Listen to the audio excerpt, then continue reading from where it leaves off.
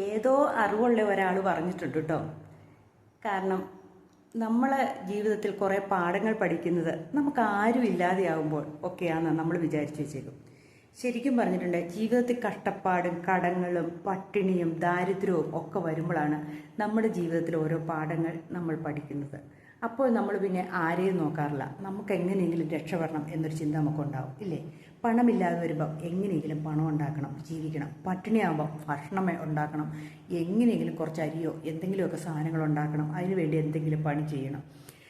ഇങ്ങനെ ഓരോ സംഭവങ്ങൾ നമ്മുടെ ജീവിതത്തിൽ നമ്മൾ അനുഭവിക്കുമ്പോൾ മാത്രമേ നമ്മൾ പഠിക്കുകയുള്ളൂ. അല്ലെങ്കിൽ ഉണ്ടല്ലോ, എനിക്ക് മാത്രം കാശില്ല, എനിക്ക് അങ്ങനെയാ, എനിക്കിങ്ങനെയാ, എനിക്കൊന്നും ഉണ്ടായില്ല എന്നും പറഞ്ഞുകൊണ്ട് നമ്മൾ ചുമ്മാ പരാതിയും പരിഭവവും പറഞ്ഞുകൊണ്ടിരിക്കുകയുള്ളൂ.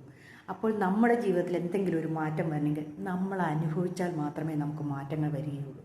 അത് കുടുംബ ബന്ധത്തിലാട്ടെ, കുടുംബജീവിതത്തിലും ദാമ്പത്യ ജീവിതത്തിൻ്റെ വില അറിയുന്നത് നമ്മുടെ ജീവിതത്തിൽ ഒരു തകർച്ചകളോ അല്ലെങ്കിൽ എന്തെങ്കിലും ഒരു പ്രശ്നങ്ങളോ ഉണ്ടാകുമ്പോഴായിരിക്കും. ദൈവമേ, ഇതെന്തൊരു നരകമാണ് എന്നിങ്ങനെ നമ്മൾ വിചാരിക്കുന്നത്, ഇല്ലേ?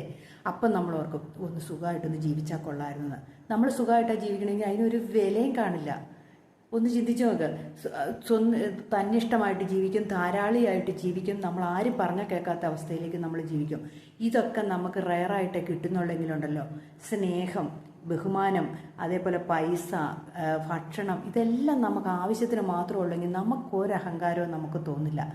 അപ്പം നമ്മൾ മറ്റവനെ കണ്ട് ജീവിക്കാനും തോന്നില്ല. നമുക്കുള്ളതും കൊണ്ട് എങ്ങനെയെങ്കിലും ഒന്ന് കഴിഞ്ഞു കൂടണം എന്നൊരു ചിന്ത മാത്രമേ നമ്മുടെ ഉള്ളിൻ്റെ ഉള്ളിലുണ്ടാവുള്ളൂ. ശരിയാണോ? നിങ്ങളൊന്ന് ചിന്തിച്ചു. നമുക്ക് എന്തോ അധികമായി കഴിഞ്ഞാൽ നമുക്കൊരു തരം ധിക്കാരം കയറും. അത് പെണ്ണെന്നില്ല ആണെന്നില്ല, ആർക്കും കയറും.